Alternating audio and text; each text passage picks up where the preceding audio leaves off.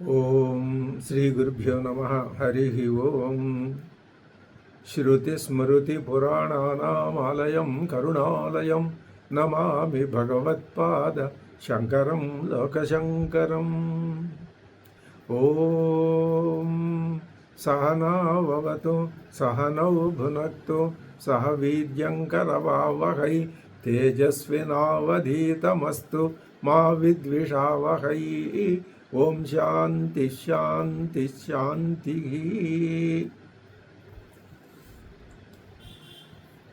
భగవత్పాదులు మొట్టమొదట చక్కగా సంబంధ భాష్యాన్ని మనకి అర్థమయ్యేటట్లు వివరించారు.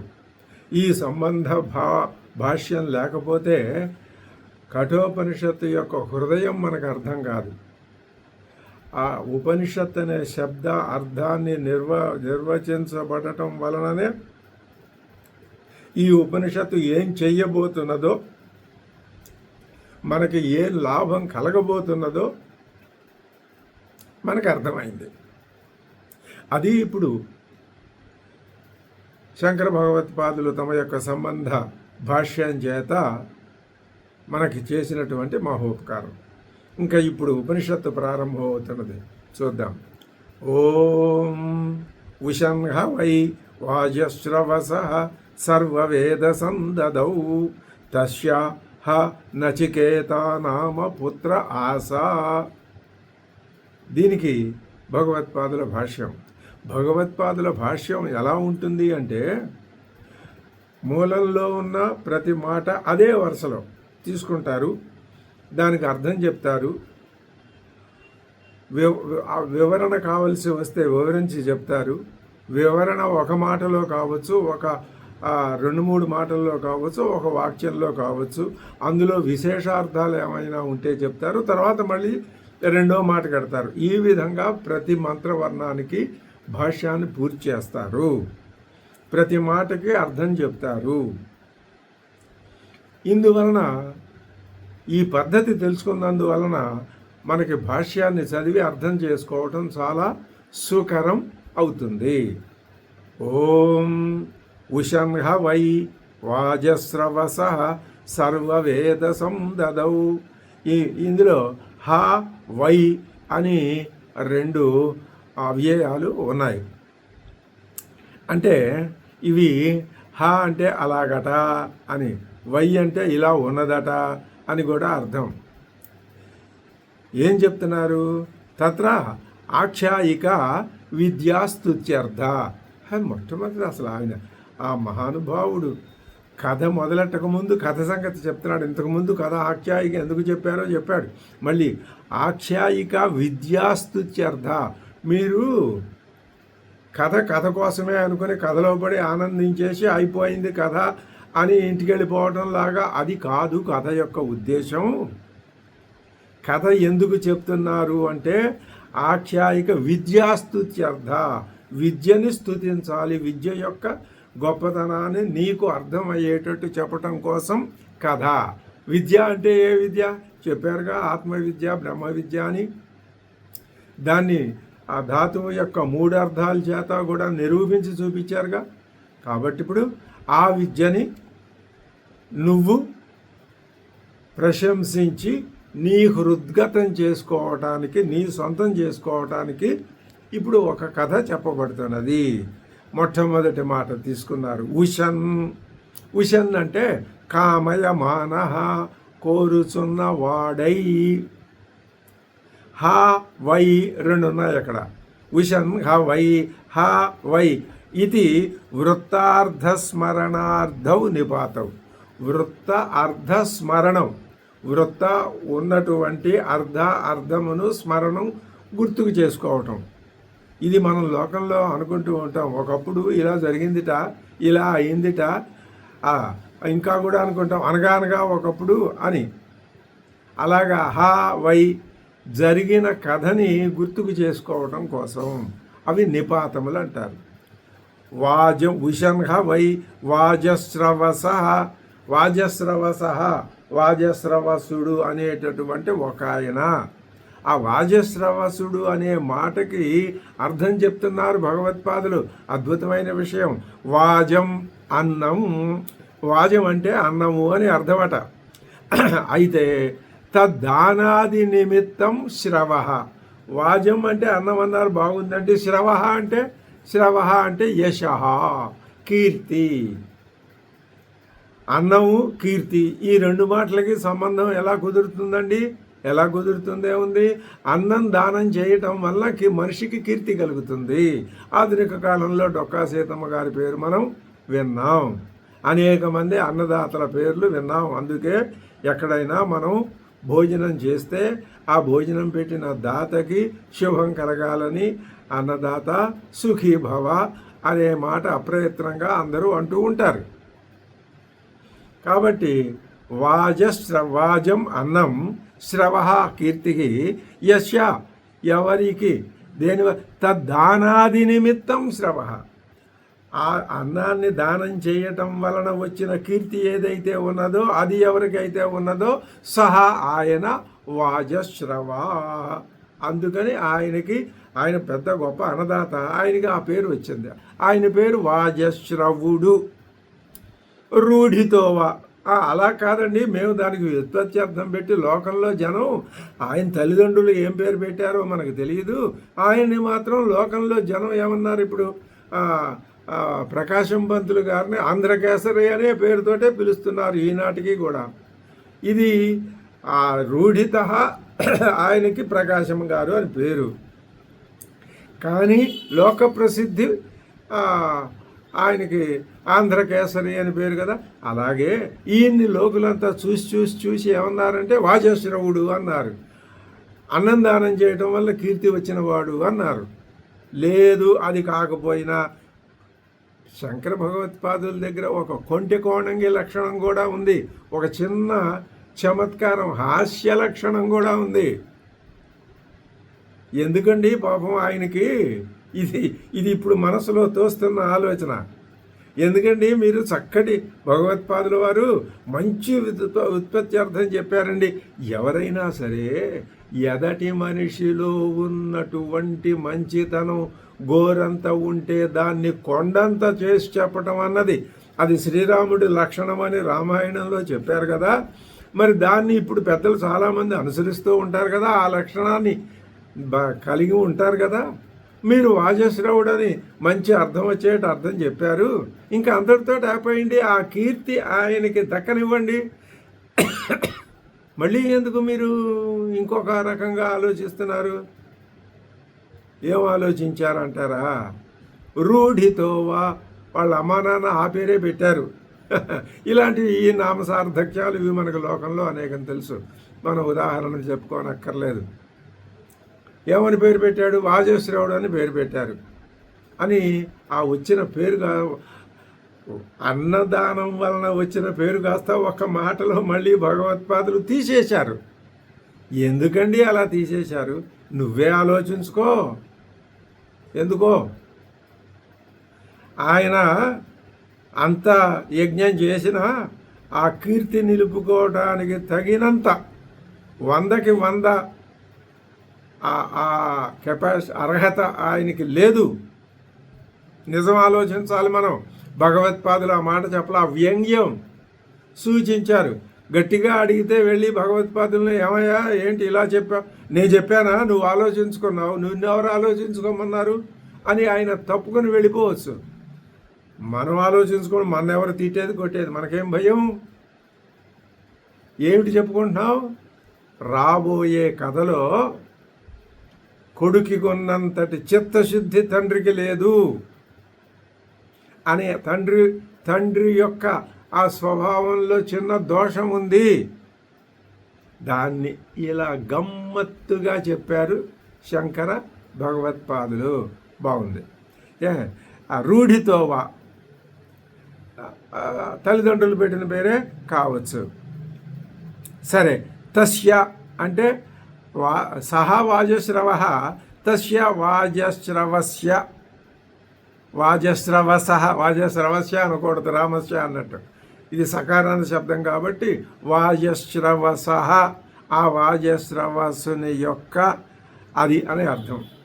వాజశ్రవస ఆ తస్య అది చెప్తున్నారు. తస్య అపత్యం, వాజశ్రవుని యొక్క అపత్యము కుమారుడు వాజశ్రవసుడు. అది సహా వాజశ్రవసః. మరి ఇక్కడ మీరు పప్పులో కాలేశారు. వాజశ్రవుడు తండ్రి, వాజశ్రవసుడు కుమారుడు. ఈయన కదా లోపం ఉన్నవాడు, మీరు తండ్రికి చెప్పారేమిటి? తండ్రి వల్ల కొడుకు వచ్చిందేమో, లేకపోతే తండ్రి పేరు కథలో మనకు లేదు కదా, ఎందుకు అర్థం చెప్పారు అంటే, సరే మనం చెప్పుకున్నది పొరపాటు అర్థం కావచ్చు. తండ్రి పేరుని అపకీర్తి పాలు చేసే హక్కు మనకు లేదు, కాబట్టి దాన్ని మనం పొరపాటుని చెప్పుకున్నామని అనుకోవచ్చు. సరే, తస్య అపత్యం వాజశ్రవసః. సహ వాజశ్రవసః కిలా అట, ఒకప్పుడట ఏం చేశాడు? విశ్వజిత సర్వమేధేన.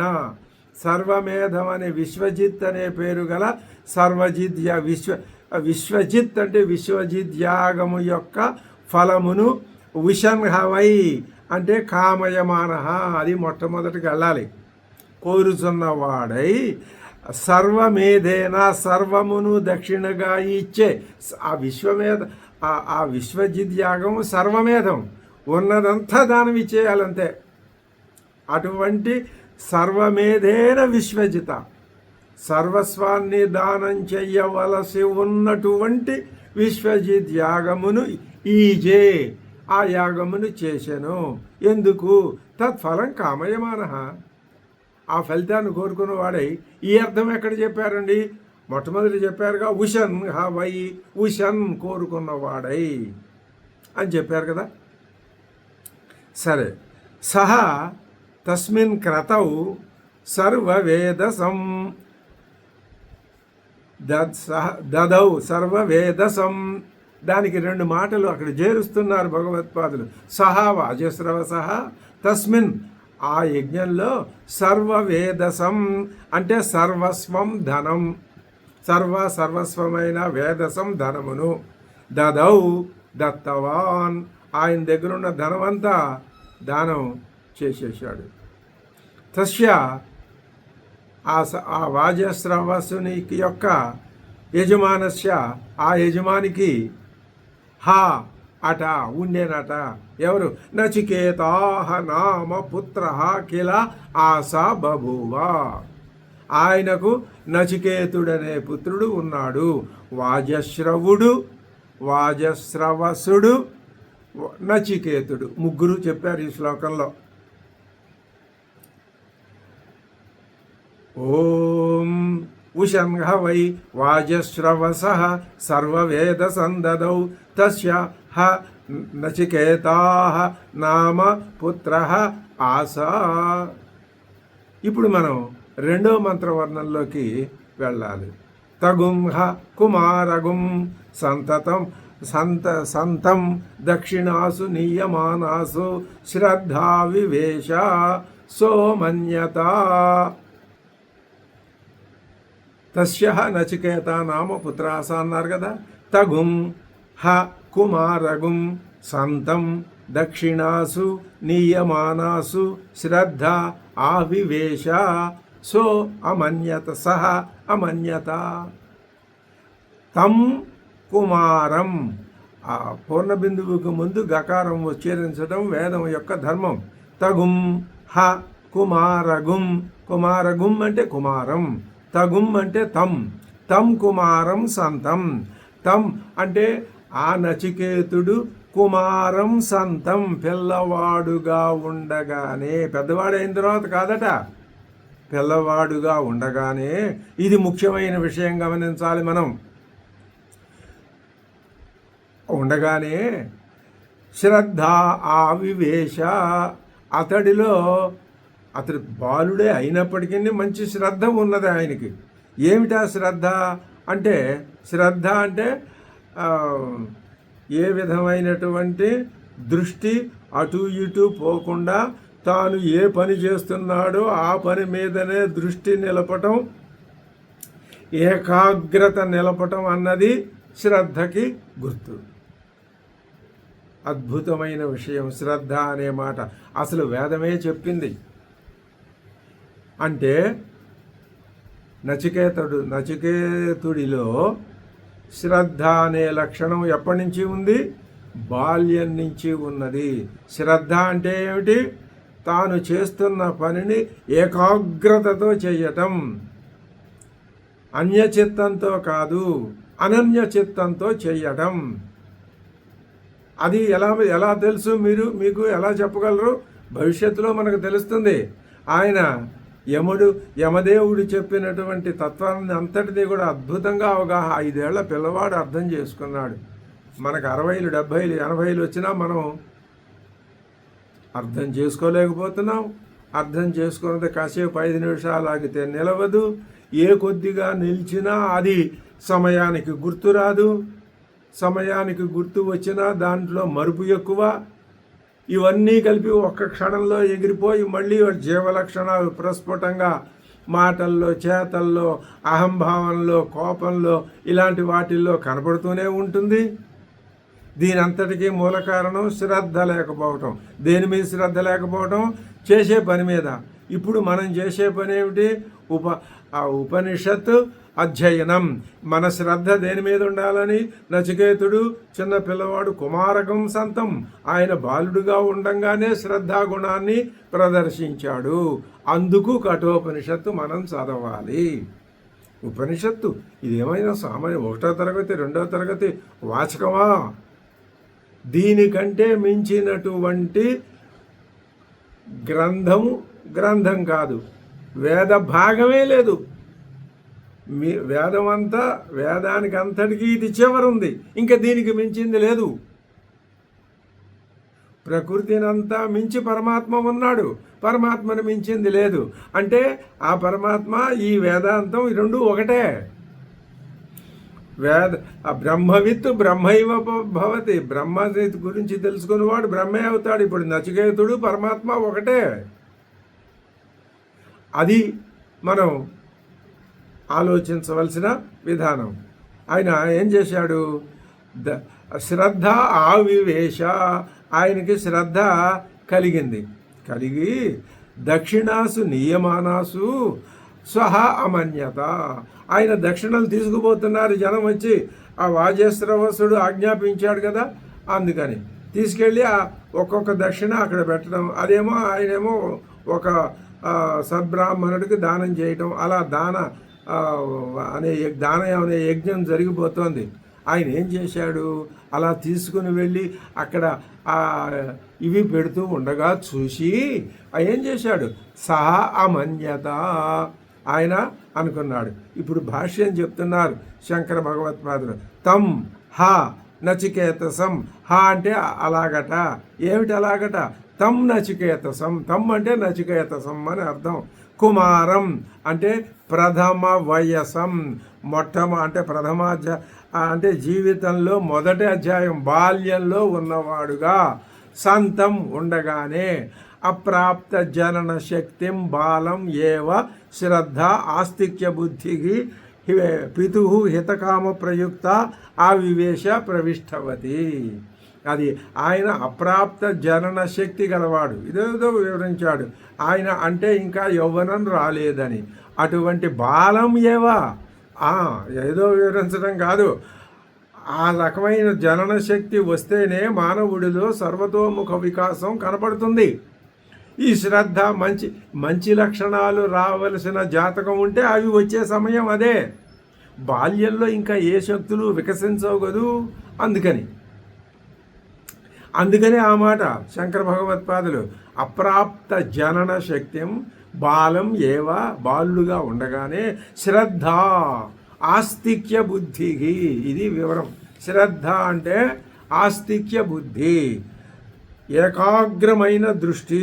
ఇందాక ఏం చెప్పుకున్నాం? లోకంలో ఉన్న అర్థం ప్రకారం చేసే పని మీద అటు ఇటు కదలని అచంచలమైనటువంటి ఏకాగ్ర శక్తి అని చెప్పుకున్నాం. ఇక్కడ భగవత్పాదులు ఏం చెప్తున్నారు? శ్రద్ధ అంటే ఆస్తిక్య బుద్ధి. ఆస్తిక్య బుద్ధి అంటే ఆత్మతత్వం, పరమాత్మ, భగవంతుడు, ఈశ్వరుడు ఉన్నాడు అనే ఆలోచన, ఉన్నాడనే జ్ఞానం, ఉన్నాడనే నిర్ణయం. అది పితుహు హితకామ ప్రయుక్త. ఎందుకు వచ్చింది ఆస్తిక్య బుద్ధి అంటే తండ్రి గారికి హితకామ ప్రయుక్త, తండ్రి గారికి మేలు చేయాలి అని. ఇప్పుడు తండ్రి గారికి ఈయన మేలు చేసేదేమిటి? ఆయన ఆయన మేలు చేసుకోవట్లా. ఆయన అనుకుంటున్నాడు నాకు నేను మేలు చేసుకుంటున్నాను, దానాలు చేసేస్తున్నాడు వరుసపెట్టి. కానీ అలా కాదు. దానం చేయటం తప్పని కాదు, అవి ఏం దానం చేస్తున్నాడో వాటి పరిస్థితి చూడాలి. అదే చెప్తారు తర్వాత. కాబట్టి అది దృష్టి అవి చూసి దక్షిణాసు నియమానాసు. ఉపనిషత్తు కూడా ఒక్క చిన్న మాటను కూడా వదిలిపెట్టదు. ప్రతి చిన్న విషయాన్ని జాగ్రత్తగా గమనించి మనకి చెప్తూ ఉంటుంది. హితకామ ప్రయుక్త ఆవివేశ ప్రవిష్టవతి. ఎప్పుడండి ప్రవేశించింది ఆయనలో? కస్మిన్ కాలే ఇది ఆహా ఋత్విభ్య సదస్యేభ్యశ్చ దక్షిణాసు నియమానాసు. ఋత్విక్కుల కోసం, సదస్యుల కోసం దక్షిణలు తీసుకుని వెళ్ళబడుతూ ఉండగా విభాగేన ఉపనీయమానాసు దక్షిణార్థాసు. వివరించి చెప్తున్నారు భగవత్పాదులు. విభాగేన అదిగో వీళ్ళకివి అని విభాగంతో ముందే అక్కడే స్టోర్ రూమ్లోనే డివైడ్ చేసుకుని ఒక్కొక్కటి పట్టుకొచ్చేస్తున్నారు. ఆ ఉపనీయమానాసు, నియమానాసు అంటే ఉపనీయమానాసు దక్షిణార్థాసు. ఏమిటండి ఆ దక్షిణలు? గోషు ఆవులు సహా ఆయన ఆవిష్ట శ్రద్ధ. ఇప్పుడు నచికేతుడిలో శ్రద్ధ ఆవివేశ కదా, శ్రద్ధ ప్రవేశించింది కదా. అదిగో అటువంటి శ్రద్ధ కలిగినటువంటి నచికేతాః అమన్యత అనుకున్నాడు. ఏమనుకున్నాడు అంటే ఇప్పుడు ఓం ఉషంఘ వై వాజస్రవస సర్వవేద సందదౌ తస్య నచికేత నామ పుత్ర ఆస తగుంహ కుమారగుం సంతం దక్షిణాసు నియమానాసు శ్రద్ధా వివేశ సౌమన్యత. ఆయన అనుకున్నాడు నచికేతసుడు ఏమని? పీతోదకా జగ్ధతృణా దుగ్ధదోహా నిరింద్రియా అనందానామతే లోకా తాన్ సగచ్చతి తా దదతు అనుకున్నాడు. ఏమని అనుకున్నాడు అంటే చెప్తున్నారు. పీతోదకా ఇత్యాదిన దక్షిణార్థా గావః విశేష్యంతే. ఆవు విశేషం, విశేషణాలు ఏమిటి? ఇదిగో ఇక్కడ చెప్తున్నారు వరుసపెట్టి. పీతోదకా జగ్ధతృణా దుగ్ధదోహా నిరేంద్రియా. అవి ఆవుల యొక్క విశేషణాలు. ఒక్కొక్క విశేషణంలో ఏ లక్షణం చెప్పారో ఇప్పుడు చెప్తారు భగవత్పాదులు. పీతోదకా అంటే చెప్తున్నారు పీతం ఉదకం యాభిః తాః పీతోదకాః. యాభిః ఏ ఆవుల చేతనైతే ఉదకం పీతం నీరు త్రాగేయబడిందో అవి పీతోదకములు అని పేరు వాటికి. అంటే అర్థం ఏంటండి అంటే ఇంకొకటి రెండో జగ్ధతృణాః. జగ్ధం అంటే భక్షితం తినివేయబడింది. ఏమిటి? తృణం గడ్డి. యాభిః వేటి చేత. ఈ వేటి చేత గడ్డి తినేయబడిందో, వేటి చేత నీళ్లు తాగేయబడ్డాయో అవి పీతోదకములు జగ్ధతృణములు. ఏమిటిది పీతోదకములు అంటే? దాని అర్థం ఏమిటంటే ఇక అవి నీళ్లు తాగే స్థితిలో లేవు, ఆవులు ముసలవైపోయినాయి. జగ్ధతృణ అవి యవ్వనంలో ఉన్నప్పుడు తినగలిగిన స్థితిలో ఉన్నప్పుడు శుభ్రంగా గడ్డి తిన్నాయి, శుభ్రంగా నీళ్లు తాగాయి. ఇప్పుడు ఆ దశ దాటిపోయింది వాటికి. ఇంకా రేపో మాపో అవి పరమపదించాలని ఉండే స్థితిలో ఉన్నాయి. ఇంకా నీళ్లు పెట్టినా తాగలేవు, మేత వేసినా తినలేవు. కాబట్టి దాన్ని అందమైన సమాసంతో ఆ అర్థాన్ని సూచించింది ఉపనిషత్తు. పీతోదకాః అంటే అయిపోయిన జీవితం గలవి. జగ్ధతృణాః అది అంతే. తర్వాత దుగ్ధదోహాః. ఇంకా అవి ఇప్పుడు దోహ అంటే పాలు. దుగ్ధః దోహః క్షీరాక్షః. పాలు దోహః పితకబడింది, దుగ్ధః పాలు పితకబడినవి. ఇంకా ఇప్పుడు పితకబడడానికి పాలు లేవు వాటిలో పొదుగుల్లో. అది వట్టిపోయినాయి, అయిపోయాయి, అసలు మరణాసన్నంగా ఉన్నాయి. అదిగాక ఆ యాసాంతాః దుగ్ధదోహాః. ఇంకొక ఉంది నిరింద్రియాః. ఆ ఇంద్రియం అంటే ప్రజనన శక్తి సామర్థ్యాలు కలవి. మళ్ళీ దూడల్ని ఈనగలిగినటువంటి సామర్థ్యం ఉంటే అవి సేంద్రియాలు, ఇవి నిరింద్రియాలు. అప్రజనన సమర్థా, మళ్ళీ సంతానాన్ని పెట్టేటటువంటి కనేటటువంటి స్థితిలో అవి లేవు. జీర్ణాః నిష్ఫలాః గావః ఇది అర్థః. జీర్ణములు నిష్ఫలములు అయిన ఆవుల్ని ఆయన మళ్ళీ దానం చేస్తున్నాడు. దానం చేశారని అనిపించుకోవాలి. దానం కానీ అన్నీ మంచి ఆవులు లేవు, కొన్ని అయిపోయాయి, కొన్ని ఇలాంటివి కూడా ఉన్నాయన్నమాట. ఉన్నవేవో మంచివి ముందు ఇచ్చేశాడేమో, ఇవి ఇప్పుడు ఇస్తున్నాడు. ఇస్తుంటే యాహ తాహ ఏవం భూతాః గాః ఋత్విభ్యో దక్షిణ బుద్ధ్యా దదతు ప్రయచ్చన్. అవి ఇటువంటి ఆవుల్ని ఋత్విక్కుల కోసం దదతు ప్రయచ్చతు ఇచ్చెను. అనందాః అనానందాః అసుఖాః. ఆనందాః అంటే ఆనందమే లేని, సుఖమే లేని, నామ ఇచ్చేతతో ఆనందా నామ అంటే సుఖమే లేనటువంటి ఏతే లోకా, ఏ లోకాలైతే ఉంటాయో తాన్ ఆ లోకాలకు సహా ఆ దానం ఇచ్చే యజమాని గచ్చతి వెడతాడు చెప్పేసింది ఉపనిషత్తు.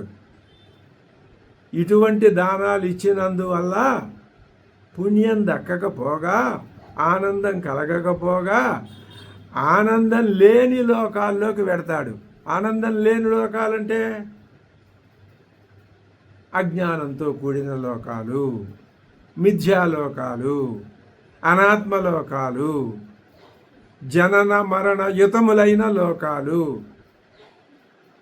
ఆనందలోకము అంటే ఇవేవీ లేవు, జనన మరణాలు లేవు, కాల ప్రభావం దేశ ప్రభావాలు లేవు, విశేషాలు ఏమీ లేవు. అన్ని ఏమీ లేని ఒకనొక స్వస్వరూప స్థితే ఆనంద స్థితి.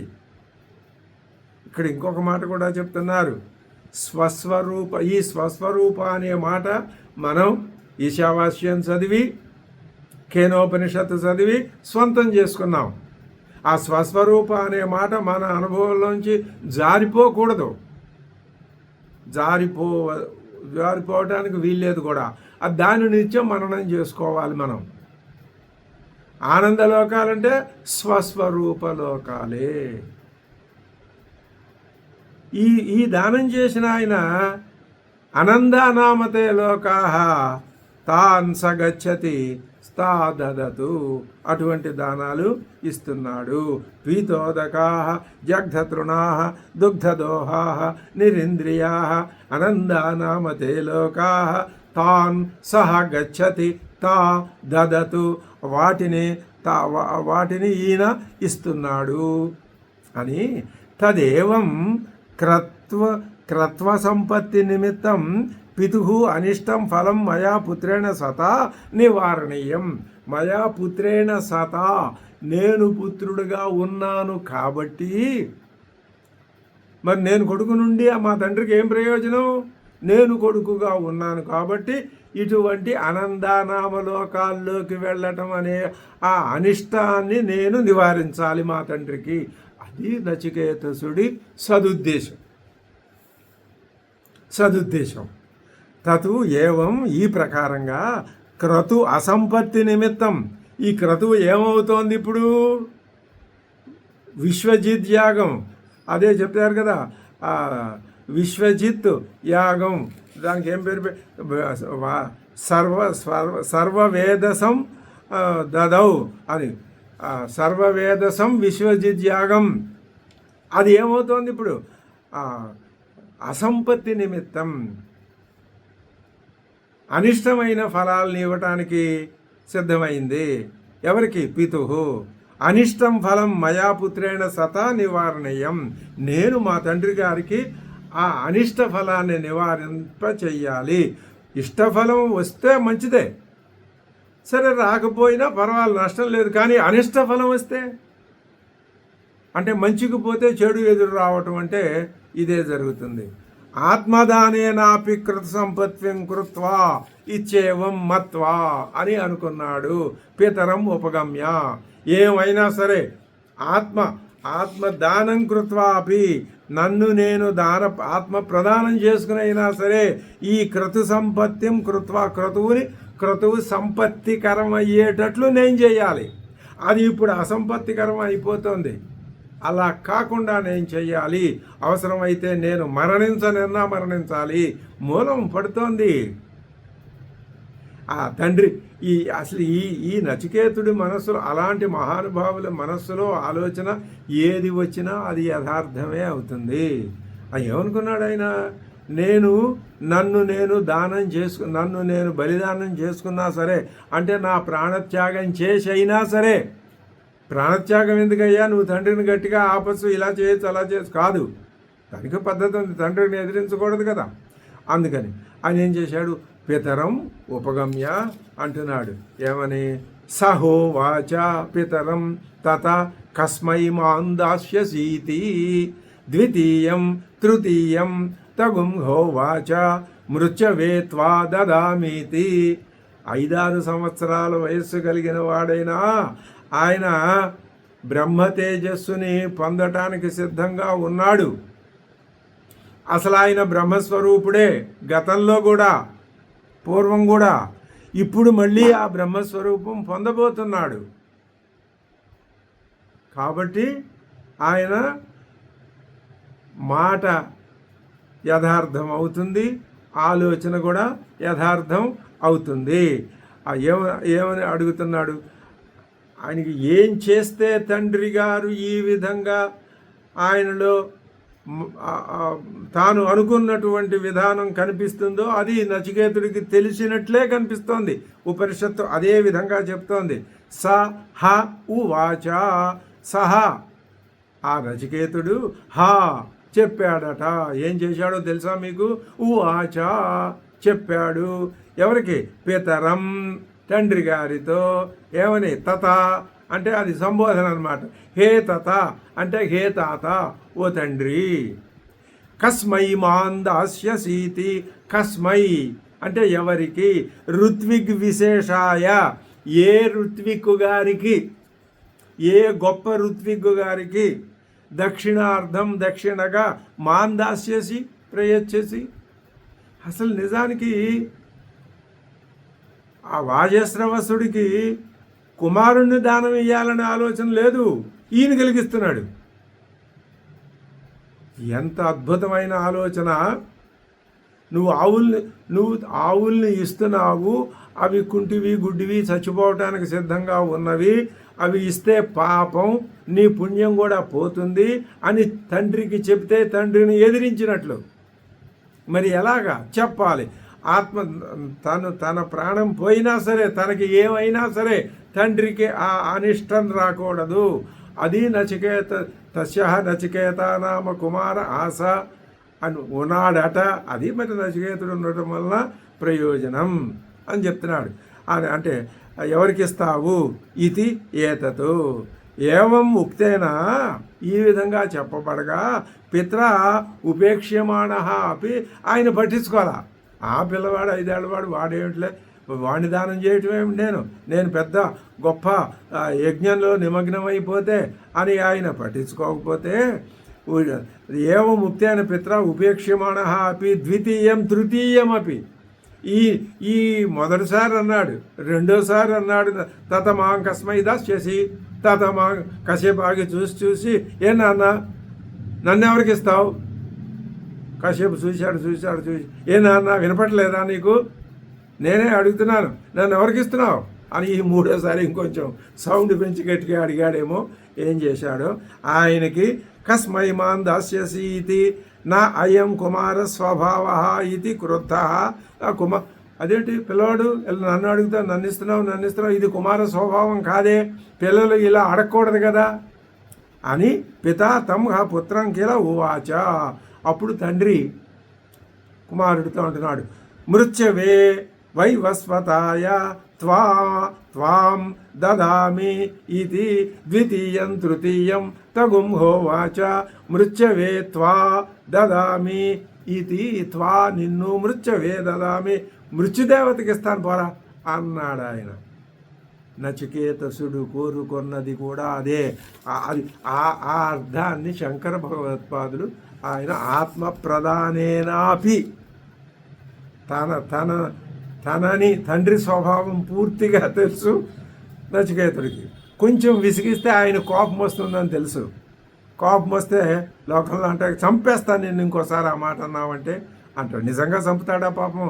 తండ్రి ఆయన స్థాయిలో ఆయన లెవెల్లో ఆయన చేసుకుంటున్నాడు. కోపం తెప్పించాడు నచికేతసుడు. ఇది ఎవరి కోసం? మన కోసమే. లేకపోతే అద్భుతమైనటువంటి ఆత్మవిద్య కఠోపనిషత్తు నిండా పరుచుకుంది. కేనో ఈశావాస్యోపనిషత్తులో ఉపనిషత్ గంగ ప్రవాహం ప్రారంభమై కేనోపనిషత్తులో అద్భుతంగా ప్రవహించి ఇప్పుడు కఠోపనిషత్తులో 10 ఉపనిషత్తుల్లోనూ ఒకే ఆత్మజ్ఞానం అనే గంగ ప్రవహిస్తున్నది. అందుకు చెప్తున్నారు అది సహోవాచ పితరం తత కస్మైమాన్ దాస్యసీతి ద్వితీయం తృతీయం తగుం హోవాచ మృత్యవే త్వా దదామి ఇది. అప్పుడు సహా ఏవం ఉక్త పుత్ర, ఈ తండ్రి గారు ఎప్పుడైతే ఈ మాట తనతో అన్నాడో ఏమని మృత్యవే త్వా దదామి, పో ఇక్కడి నుంచి అన్నాడు ఆయన. అనేసరికి ఏకాంతే పరిదేవయాంచకార. భగవత్పాదులు ఎలా పట్టుకుంటారో ఏకాంతే, ఆయన ఏకాంతంలోకి వెళ్ళి పరిదేవయాంచకార దీర్ఘంగా ఆలోచించాడు, దుఃఖించాడు, బాధపడ్డాడు, విచారించాడు. ఏమిటి మా నాన్న నన్ను ఇలా అంటాడు? నచికేత, నువ్వు అలా ఏం బాధపడక్కర్లా, నీ మనసులో ఉన్న కోరికే నెరవేరిందిలే అని మనం అంటాం. మనం అంటామంటే అలా అంటానికి నీకు గ్రౌండ్ ఎక్కడదయ్యా? భగవత్పాదులే ఆత్మ బలిదానేనాపి అని అన్నారుగా ఆయన. కాబట్టి ఏం పర్వాలేదు, కథ ఇలా, ఇది కథ ఇలా జరగాలి. ఇవన్నీ కథలో మెలకువలు, మలుపులు. సరే, ఇది ఉచ్యతే. అప్పుడు ఆయన అంటున్నాడు ఏమని, బహూనామేమి ప్రథమ బహూనామేమి మధ్యమ కిగుం స్విద్యమస్య కర్తవ్యం యన్మయాద్య కరిష్యతి. బహూనాం అంటే శిష్యాణం పుత్రాణం వా. మా నాన్నగారికి శిష్యులు ఉన్నారు, కొడుకులు ఉన్నారు. వాళ్ళలో అనేక మందిలో వా ఏమి గచ్చామి ప్రథమ సన్ ముఖ్యయా శిష్యాదివృత్యా ఇత్యర్థ. బహూనాం ఏమి అనేక మందిలో నేను ఒకడిగా గచ్చామి లెక్కింపబడుతున్నాను. ప్రథమ శిష్యాదివృత్యా ఇత్యర్థ. తర్వాత బహూనాం ఏమి నేను కూడా లెక్కింపబడుతుంది. మధ్య ఏమి అంటే అర్థం గచ్చామి అని. మధ్యమానాంచ బహూనాం మధ్యమ మధ్యమయా ఏవ వృత్యా ఏమి, నేను మధ్యముడుగానే గచ్చామి పొందుతున్నాను, ఉంటున్నాను. మధ్యముడుగా మధ్యముడుగా మెరిట్ లిస్టులో వస్తున్నాను, కొంతమందిలో ప్రథముడుగా కూడా వస్తున్నాను. నా అధమయ కదాచిదపి, నేనెప్పుడు అందరికంటే తక్కువలో లేనే, ఉంటే మధ్యలో ఉన్నాను లేదా ఉత్తమంగా ఉన్నాను. తం ఏవం విశిష్ట గుణం అపి పుత్రం మాం మృత్యువే త్వాం దదామి ఇది పిత ఉక్తవాన్ పిత. అలాంటి విశిష్ట గుణవంతుడినైనా నిన్ను యముడికి ఇస్తానని అంటున్నాడు మా తండ్రి గారు. సహా కించిద్ యమస్య కర్తవ్యం. మరి నాలాంటి వాడితో యముడికి కర్తవ్యం ఏమిటి అంటే మనకి ఇంకో ఆలోచన వస్తుంది. యముడికి ఎవరికి అంటే పనికిరాని వాళ్ళని యముడు తీసుకుంటాడా? నచికేతుడు ఏదో అంటున్నాడు, ప్రయోజనం మయా ప్రత్యేన కరిష్యతి యత్ కర్తవ్యం. నా తండ్రి ఈనాడు పంపబడిన నా చేత ఏ సాధించదగిన ప్రయోజనాన్ని సాధించబోతున్నాడు, అది ప్రయోజనం మయా ప్రత్యేన నేను దానం చేయబడగా కిం ప్రయోజనం కరిష్యతి, ప్రయోజనేన ఏ రకమైన ప్రయోజనాన్ని పొందుతాడు నా దానంతో? ఆ పనికిరాని ఆవుల్ని ఇచ్చి ఆనందలోకాలు గడుతున్నాడు, నన్ను ఇచ్చి ఏ ప్రయోజనం పొందుతాడు ఈయన అన్నాడు. అనేసరికి ఈ విధంగా నూనం ప్రయోజనం అనపేక్ష ఏవ క్రోధవాన్ ఉక్తవాన్ పిత.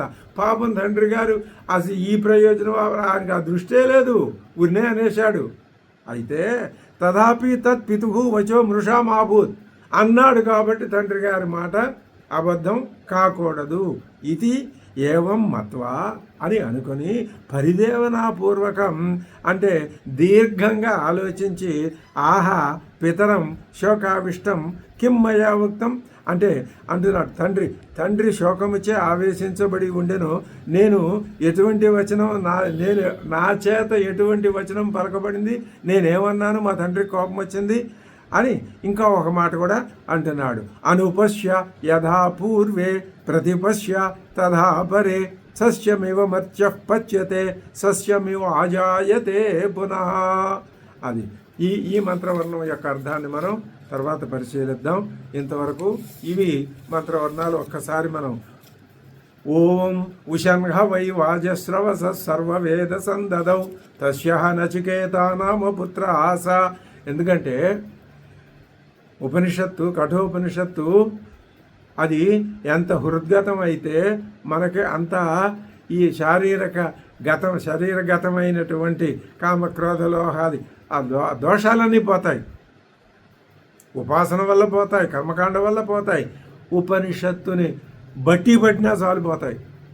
అంత లక్ష్యశుద్ధి మనకి ఉండాలి. తగుం హ కుమారగుం సంతం దక్షిణాసు నీయమానాసు శ్రద్ధా వివేశ సౌమన్యత పీతోదకా జగ్ధతృణా దుగ్ధదోహా నిరింద్రియా అనందానామతే లోకా తాన్ స గచ్చతి తాదదతు సహోవాచ పితరం తత కస్మై మాం దాస్యసీతి ద్వితీయం తృతీయం తగుం హోవాచ మృత్యవే త్వా దదామీతి బహూనామేమి ప్రథమో బహూనామేమి మధ్యమః కిగుంసిద్యమశ్చ కర్తవ్యం యన్మయాజ్య కరిష్యతి.